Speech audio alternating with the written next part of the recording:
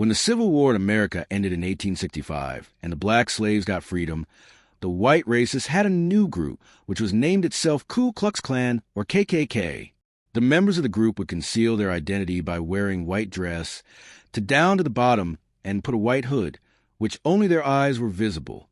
The group had the ideology that America belongs only to the white Americans, as they believed that the whites had established this country. For the blacks, the term colored people was used, which opined about the white that they did not have any right over America. In the KKK, for the years, the black population and its supporters, whites, liberals were secretly attacked. In the 1920s, the Wilts came out openly and they gave up concealing their faces and marched down the Capitol, Washington, D.C. The ideology of this fast quickly spread in America and divided Americans into two. The racist whites were on the one side, and on the other the blacks, and the white liberals fighting for their rights. After World War II, this problem made the fast-developing American society weak. This tug-of-war of these groups was to decide whether America would become a multicultural and liberal state or a racist one, an apartheid state. This problem might lead America to a new civil war. What was the result of this clash in American history? What were their factors? Who countered them? And how did America reach the moon? I am Faisal Warich in Diko Suno Jano's History of America series. Season 3's 4th episode, I will show you all this. In American society after the Civil War, the ideology of the KKK laid the foundation of racism and segregation, particularly the South states, which had fought the war for separation in the name of Confederation state. Here the blacks were not all treated as equal citizens. In these states, the flag of Civil War time, i.e., the war flag of Confederate states, which represented racism, was publicly hoisted. In the U.S. state of South Carolina, central official buildings had this flag, had till 2000. The southern states also made the Jim Crow laws against the blacks. What were these laws? A known white American actor, Thomas Dartmouth, invented this term in 1830s. He heard an old black singing a song, Jump Jim Crow. Dartmouth gave the song the form of a character. He would paint his face black, wear an odd dress and perform clown, and sing Jump Jim Crow. This would please his white audience and clap. This character and song became very popular in America and the whole country. It became a part of the stage and cinema when it was established. An animated film produced by Disney Company in 1941, Dumbo, a crow, was named Jim Crow. Gradually, Jim Crow became a term which aimed to prove the black nonsense. Later, the same term was used for the U.S. states, which under the KKK mentality, made laws against the blacks. It was not an official term, however, it got currency. Jim Crow law had two visible restrictions. One, that the blacks would not sit with the white in public places. Secondly, for the right to vote, they had to pay heavy fees and pass an academic test. The white voters were exempted from this fee and test. The Jim Crow law resulted in that in every department of life, the blacks and the white got divided. Every building had different entry points for both. The blacks had separate waiting rooms in the railway stations. Even for their drinking water, separate points were made. The blacks could not get a house in the areas of the whites. They also had separate schools and theaters. The freedom Abraham Lincoln had given to the blacks, the Jim Crow laws made a mockery of it. Till the 50s and the 60s, a century had elapsed, and the blacks suffering from the Jim Crow laws had also run out of patience. On December 1st, 1955, the century-long stored rage burst out like lava. It was triggered by a petty incident. In the capital of the U.S. state of Alabama, Montgomery, a black woman, Rosa Parks, boarded a bus. She had a seat in that part of the bus, which was specific to the whites. Later, a white came and the driver asked Rosa to vacate the seat for him. Rosa refused. The driver called for the police, and Rosa was arrested. This incident infuriated the black population of the city. The leader of the blacks, Martin Luther King Jr., on this occasion, announced a boycott of the buses. Martin Luther was born in the Georgian city of Atlanta on January 5, 1929. He was a member of the Baptist Church, which is a subsect of the Protestants. Martin Luther King was very impressed with Moda Magadi and believed in his no-violence ideology. He also formed a civil rights group by the name of Southern Christians Leadership Conference, SCLC, after the Rosa Parks incident. Under the leadership of Martin Luther King, Jim Crow law and the KKK mentally became subject to a forceful campaign across America by the blacks. The movement is known as the biggest for civil rights in American history. The first phase of the civil rights movement proved quite easy. The blacks in Montgomery boycotted the buses and traveled on foot. The buses ran in the city without passengers for a year, and the transporters became insolvent. They got ready not to let a black vacate the seat for the white. December 21st, 1956, was a historic day when Rosa Parks sat in the same part of the bus where she was jailed for seating. A milestone had been achieved in the civil rights movement. The bus she was arrested in is preserved in Michigan's Henry Ford Museum. This success made Rosa Parks a heroine of the Americans. Years after U.S. President Bill Clinton awarded her the Presidential Medal for Freedom, the first U.S. black president, Barack Obama, also symbolically had a seat in the same historic bus. The civil rights movement had a success against the transporters, which was the first big, strong crack in the racialism wall. The next year, the success of the Montgomery Bus Boycott. On May 17, 1957, near the White House in Washington, D.C., a huge rally was held in Lincoln's Memorial. Martin Luther King addressed the public in this rally and demanded to then-President Eisenhower that the blacks should be given equal rights. Maybe President Eisenhower was afraid of his white voters, that he did not accept this demand. On the blacks and their supporters, white students, began to give a new angle to the civil rights movement. The white and black students would go to the departmental store at lunchtime and sit on the counters for the whites. The Georgian city of Atlanta was the center of this change. Georgia was a southern state where Jim Crow laws were very strict. The government came into action to crush it when this all began to happen. The protesting students were arrested on a large scale, and Martin Luther King was also arrested from a counter. The racialists also threw food on those protesters sitting on the counters, and at some places, the protesters were badly thrashed. But the movement did not stop. Rather, it spread to many other cities besides Atlanta. The store owners eventually surrendered and ended separate counters. For the whites, it was the second big hit to the wall of racialism. This all was secured through no violence. But Martin Luther did not know that his nonviolent movement would soon face violence. The racist states and the whites on the success of the civil rights movement came down to the field with full preparations. The police and paramilitary forces were used against the blacks on a wider scale. The police used water cannons on the blacks and baton charged them. In the Birmingham area of Alabama State, dogs were unleashed on the protesters. Thousands were imprisoned. After the arrest of the elders in Birmingham, children came out on the roads to hold demonstrations. These protests were named Children's Crusades. The police snatched away the protesting posters and also arrested them on a large scale and committed them to jail. Along with the police, the white racists also attacked the civil rights movement. On May 10, 1963, the blacks movement's headquarters, A.G. Gaston Immortal, was attacked with bombs. 4 persons were injured in the attack.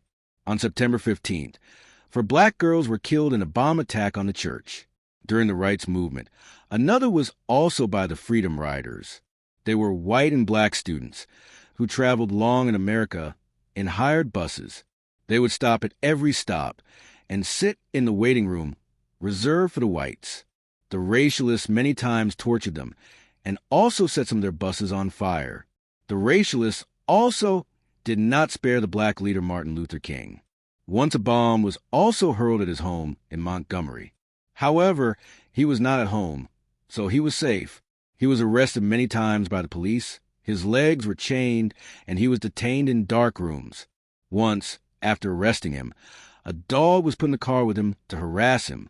To prove that he was a communist, a board was put up in public, which allegedly showed him sitting in a communist training session. He has been accused of this, but till date, no proof has been found. Once when he was in a church in Montgomery, racists threw stones at him. However, Martin Luther and his companions only continued to sing, "We shall succeed, we shall succeed." The crowd got tired and left on their own. In 1964, Near the U.S. city of Philadelphia, the members of the KKK abducted 3 civil rights activists, including 2 whites. They were killed, and their bodies were buried in a dam. Their car was also badly burnt.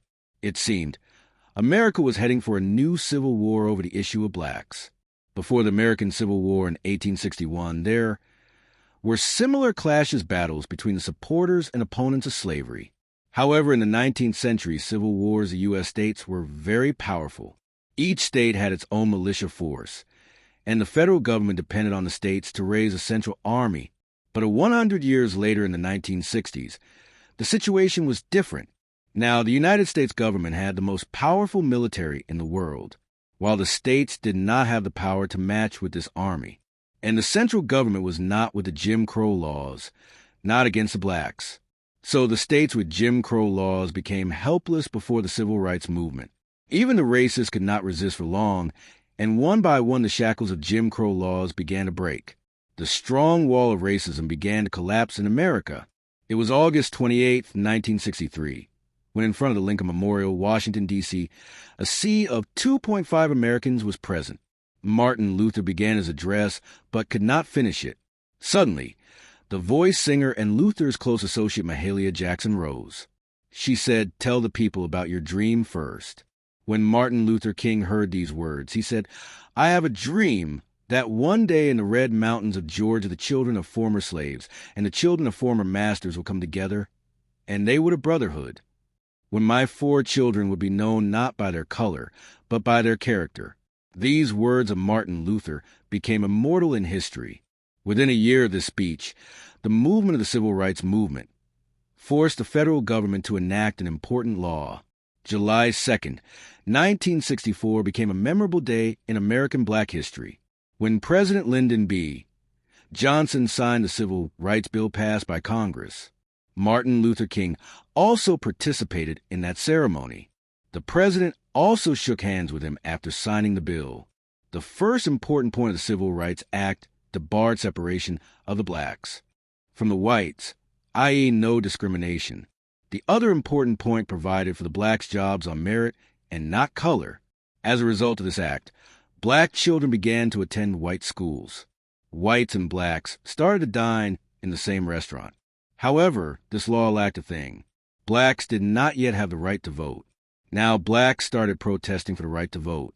The center of these protests again became the state of Alabama, where the bus boycott took place 10 years ago. Alabama Governor George Wells was a staunch racist. He would bring with him the flag of the Southern states of Civil War, a symbol of racism. In his rally, he issued orders to crush black protests by force. Police and paramilitary forces launched heavy operations across the state. An increased racism Confederate flag was put on the license plates of police cars. Some police officers also had this flag on their helmets. On February 18th, a security guard killed black activist Jimmy Lee Jackson. Similarly, on March 11th, a white anti-apartheid activist, James Reeb, was also killed by the violence of KKK members. However, blacks continued to protest for voting rights. On March 7th, the blacks moved from Selma City to Montgomery, Alabama's capital. Soldiers and cavalry stopped the march at Edmund Bridge on the Alabama River. Heavy clashes took place between the protesters and the police. Dozens were injured, and many were arrested due to shelling and baton charge. Amelia Boynton, a black leader, fainted from police violence. The police threw her on the side of the road. This day is remembered in American history as Bloody Sunday. The images of this violence damaged America's image around the world. President Lyndon B. Johnson addressed the nation and condemned the violence. He also advised the Congress to pass the Voting Rights Act. The president also allowed blacks to march to Montgomery and deployed the National Guard to protect them. On March 21st, blacks led by Martin Luther King began their final march and traveled 5 days to Montgomery.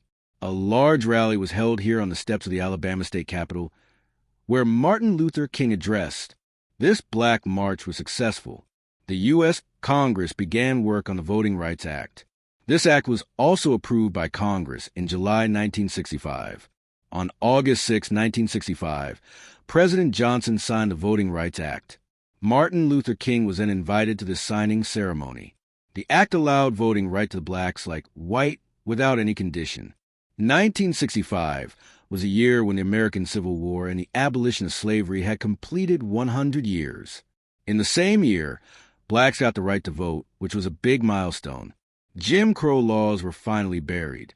The credit for the success of civil rights movement goes to Martin Luther King. 100 years ago, the racist class that Abraham Lincoln defeated in war was defeated again by Martin Luther through nonviolence. Jim Crow laws were scrapped not by the sword but by the pen in peaceful march. In October 1964, Martin Luther King was also awarded the Nobel Peace Prize. But Martin Luther King paid the price of these achievements in the form of his life. On April 4, 1968, a white racist, James Earl Ray, shot and killed him, just as Abraham Lincoln, who freed blacks from slavery, was killed. Martin Luther, who gave them rights, was also put to death. His killer was arrested. He was sentenced to 99 years in prison, and he died in prison in 1998. The laws were made, but extremist whites vigorously campaigned against them. They were not ready to give up apartheid in any case. He said that their civil rights should be kept apart from the blacks. They would take out processions to stay away from such and so areas, because Negroes and whites are mixing there. Many racists termed demand for join whites and black school communist plot. Many whites were even campaigning to throw blacks out of their jobs. Students of white schools also protested that black children should not be admitted to their schools in any case. When black students went to school, whites would abuse them. The whites strictly forbade the blacks from entering any place reserved for them.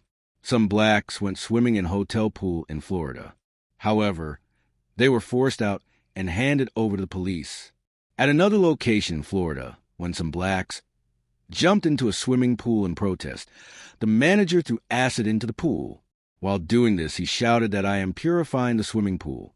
However, luckily, people got out of the swimming pool and no one was hurt.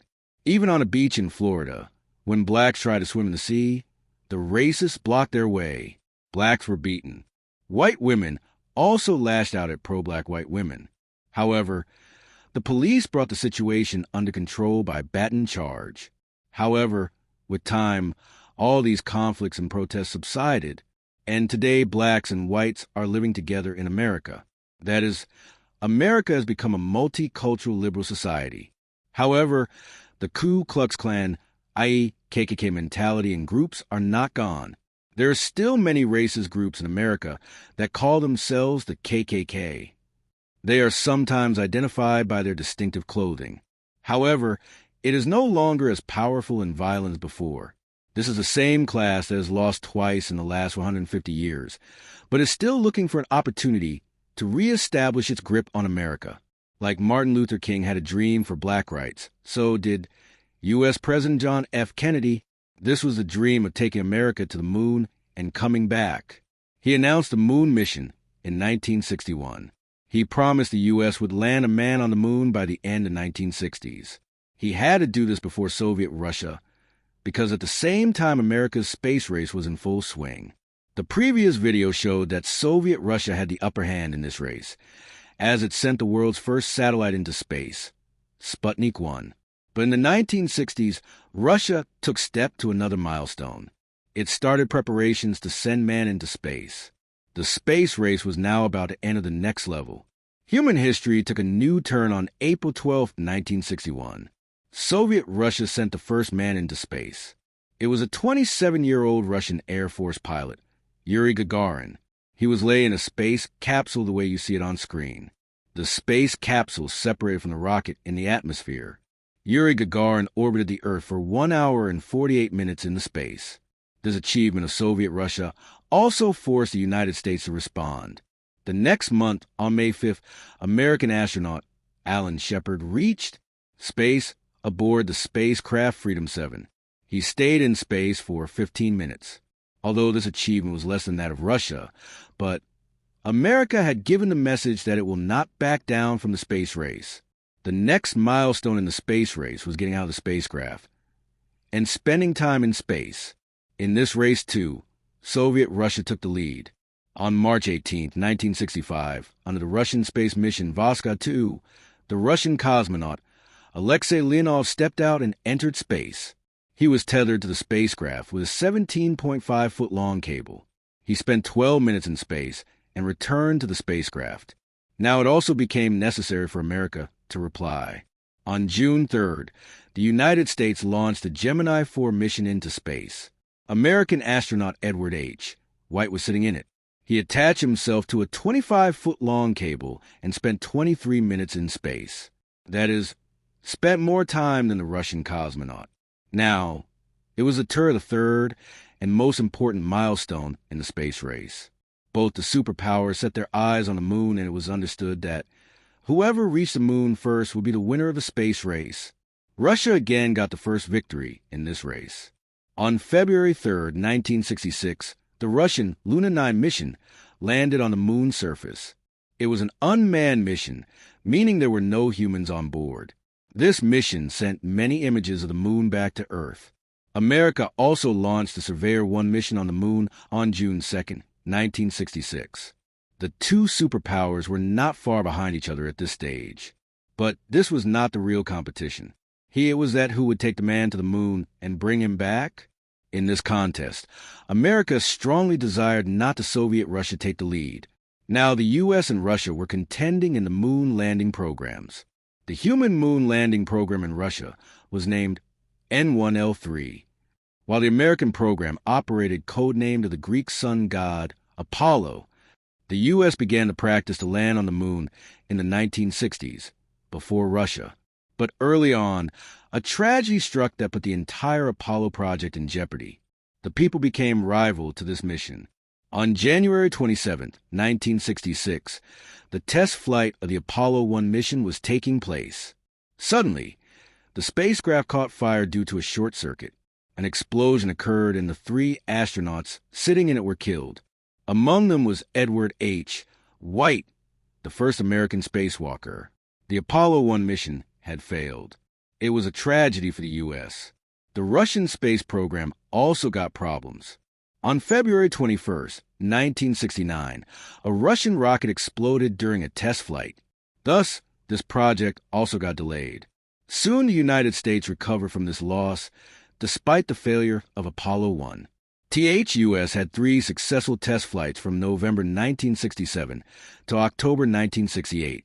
The most successful mission was Apollo 7, which was launched into space on October 11, 1968. It carried 3 astronauts who orbited the Earth for 11 days. On May 18, 1969, the Apollo 10 mission went into space with 3 astronauts and a lunar rover, the lunar module. The mission passed 15.6 kilometers above the surface of the moon. This was a very important mission because it was to see if the lunar rover could land on the surface of the moon and reach its rocket back into space. It may not happen that the astronauts land on the moon, but cannot return. So the Apollo 10 mission successfully landed the lunar rover on the moon and managed to bring it back to the rocket. This all-important final test mission was successful. Now America was ready to put a man on the moon.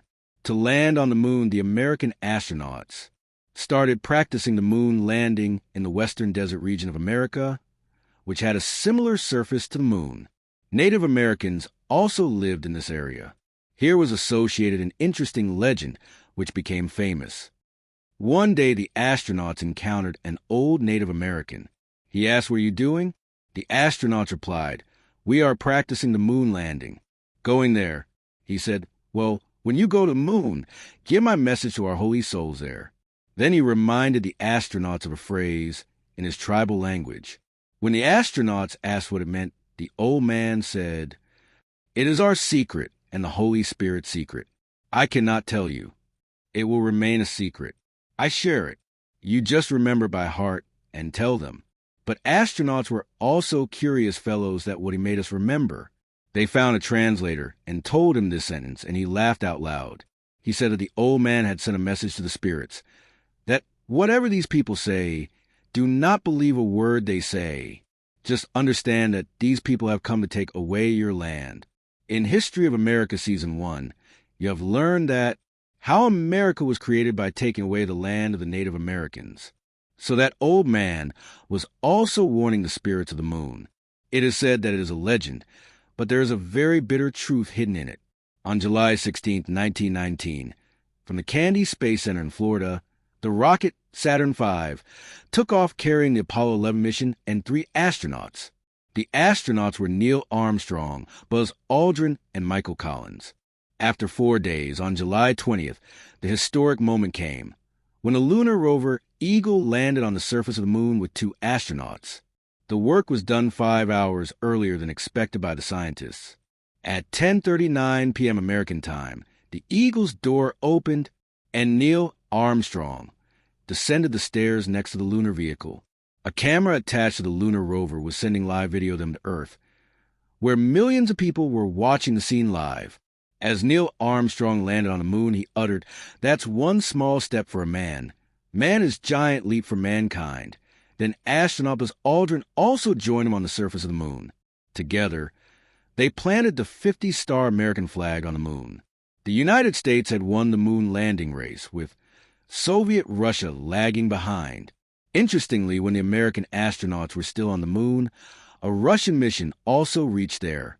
It was an unmanned mission named Luna 15. The mission was to land on the moon and return to Earth with soil and rock samples. But the mission failed and crashed on the moon. American astronauts spent a little more than 21 hours on the moon. They took soil and rock samples and returned to their rocket. From where their return journey began, after this first moon landing, the United States continued till 1972 to send more space missions into space. We have shown you the full story of these missions in detail in our Universe series. Russia was also trying to land on the moon until the 1972. In 1970, the year after the American moon landing, the Russian manned mission Luna 16 successfully landed on the moon. It took soil and rock samples from there and successfully returned to Earth. That is, the Russians had the ability to send a mission to the moon and then bring it back. But it could not send a Russian manned mission to the moon. The Russians had also designed a lunar vehicle for human landing. The Russian rover was smaller than the American lunar rover, but it still could seat 2 astronauts just like Apollo 11. But to send this lunar vehicle to the moon, Russia could not make the rocket and other equipment. On November 23, 1996, the last Russian rocket was destroyed during a test flight. The program continued on paper for another 4 years and was officially closed in 1976. The most important space race of the Cold War ended with the American victory. This race was won by America, but it had costed heavily. It cost $24 billion, about $100 billion in today's value. Behind landing on moon, day and night work of 400,000 engineers, technicians, and scientists was involved. Fellows America had won the race to the moon, but was badly beaten in a fight on Earth. It was a war that changed the American nation and its military doctrine forever. This battle was the Vietnam War. We will also show the story of the most unsuccessful war in American history, and also the account of the killing of President John F. Kennedy. But all this in the next part of History of America. A. American and Russian space after Russia. How did man explore the moon and other planets? For see here our series of Universe. Find how America, China, and Russia are fighting today's great game. And hear and watch the full series of AR.